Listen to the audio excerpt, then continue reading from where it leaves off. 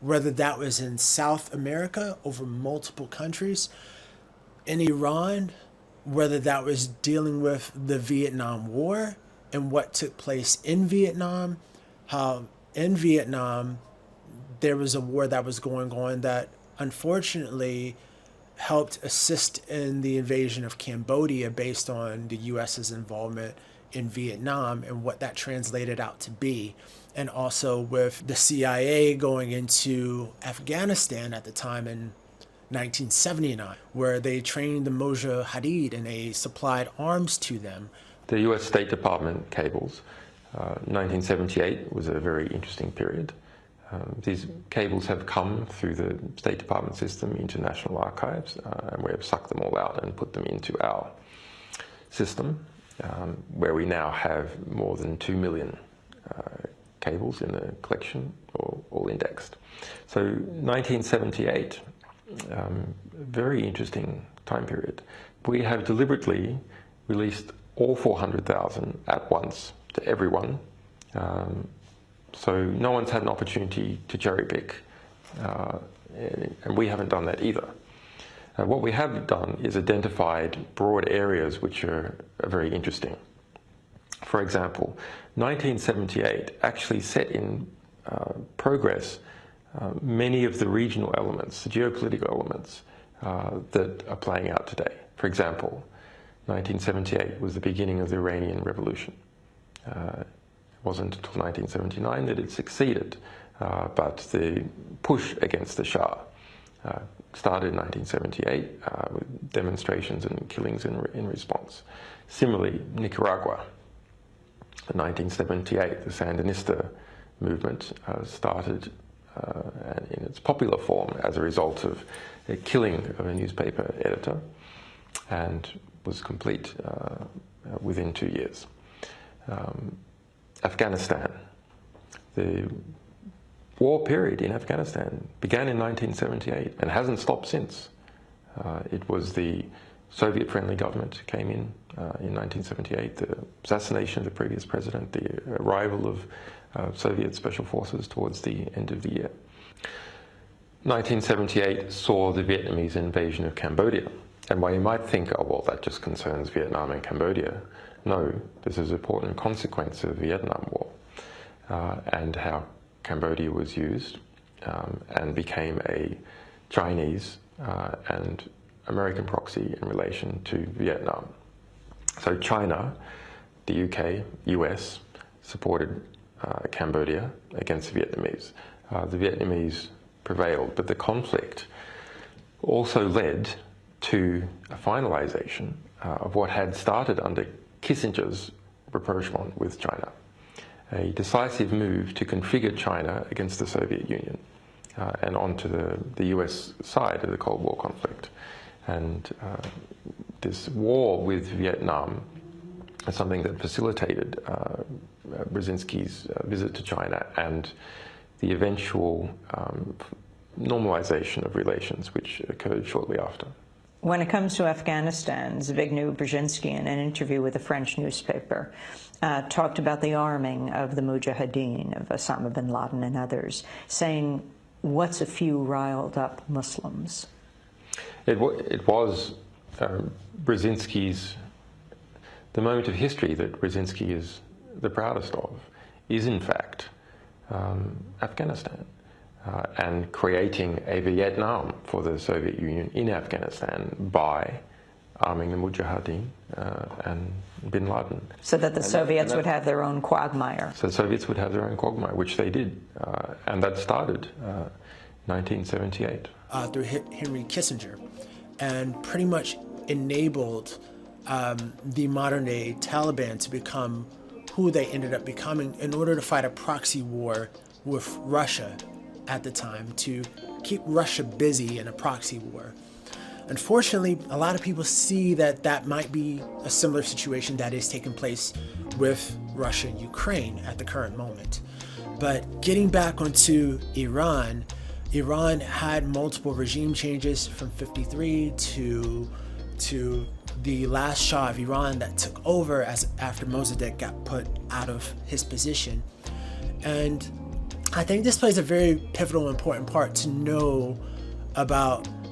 Iran has very strong roots, and not only initially through Zoroastrianism, but also through Islamic influence. Iran didn't actually become an Islamic country officially until 1502, and that was through the Safavid dynasty. And Safavid, from then onward, they continued on as a Shiite country. But prior to 1502, Iran had multiple forms of religion before that became a nationalized religion officially for Iran.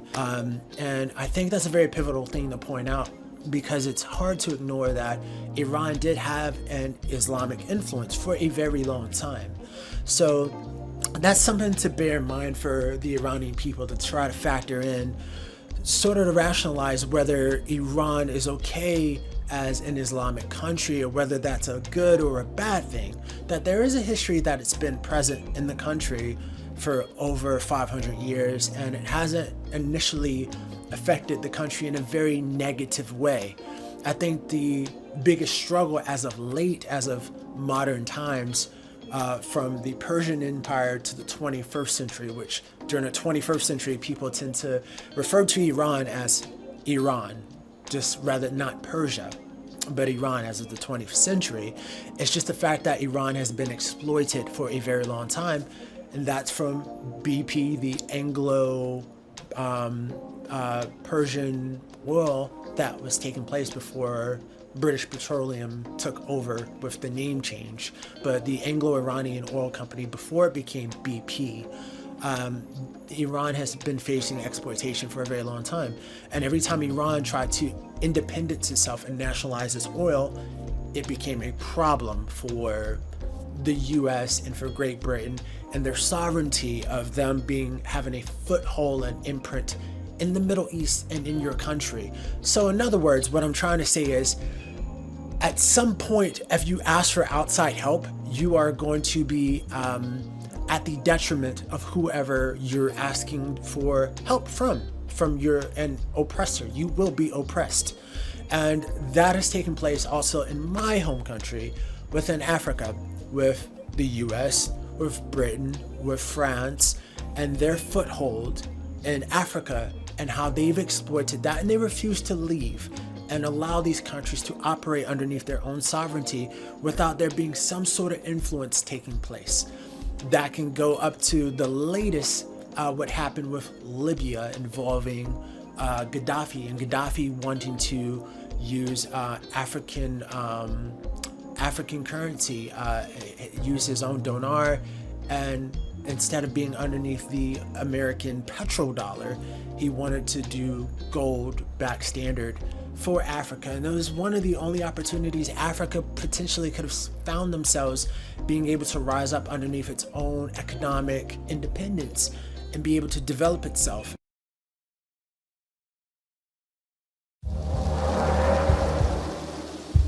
In October 2000, the president of Iraq, Saddam Hussein, announced they would no longer be selling oil in US dollars, only in euros.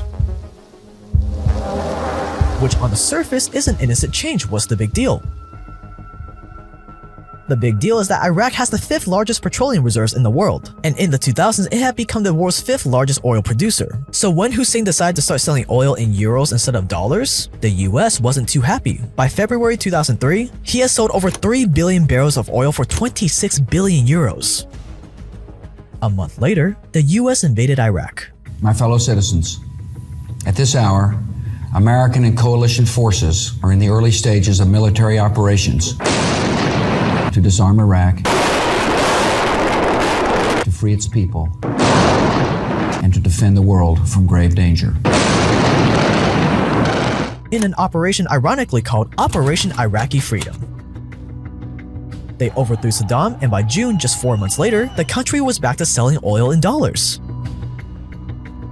Years later, a number of US officials started to let the truth seep out. Former head of US operations in Iraq, General John Abizaid, said, "Of course it's about oil. We can't really deny that."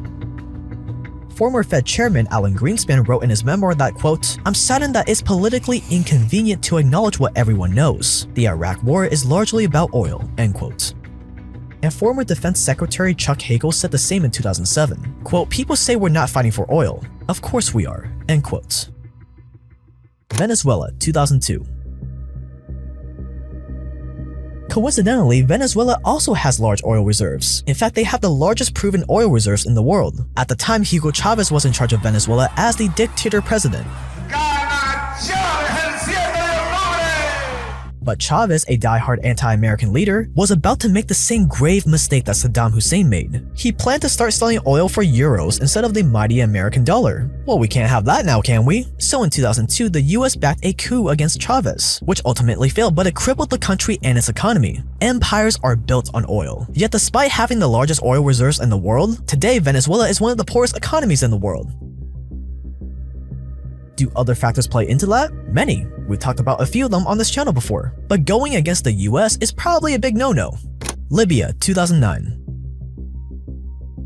Eerily similar to Venezuela and Iraq, Libya has the largest oil reserves in Africa, and they weren't doing that bad. They did a great job managing all those oil revenues, building up a 143-ton gold reserve according to WikiLeaks. They had the highest GDP per capita in Africa, and Libya was on track to become the most influential country in Africa. And also similar to Venezuela and Iraq, Muammar Gaddafi, the leader of Libya, suggested all Muslim and African countries buy oil from Libya using a new currency backed by their giant gold reserves instead of US dollars. In other words, they wanted to sell oil in exchange for gold instead of US dollars, and other major African governments were ready to support. But I think we can all guess what happened next.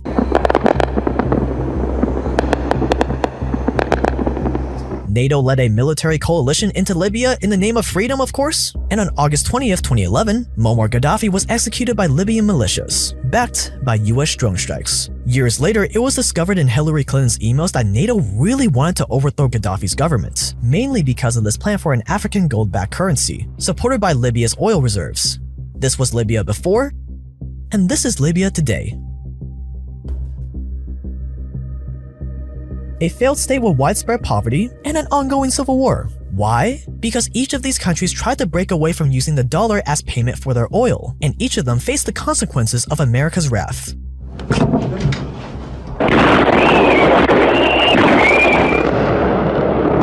Out of all of them, none were able to recover from America's interventions in the name of freedom and in taking down an axis of evil. And their terrorist allies constitute an axis of evil, servants of evil, the cult of evil, a monumental struggle of good versus evil. And they usually ended up far worse than they were before.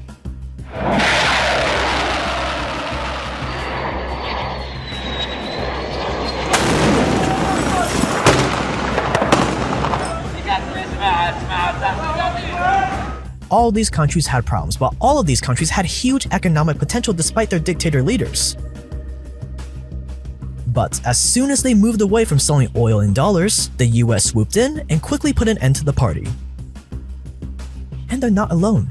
Which begs the question, why is it so important for oil to be only sold in US dollars? What's the big deal? Why is America so quick to liberate people as soon as this oil for dollars arrangement is threatened? This is the petrodollar, how your money is inexorably linked to oil and war.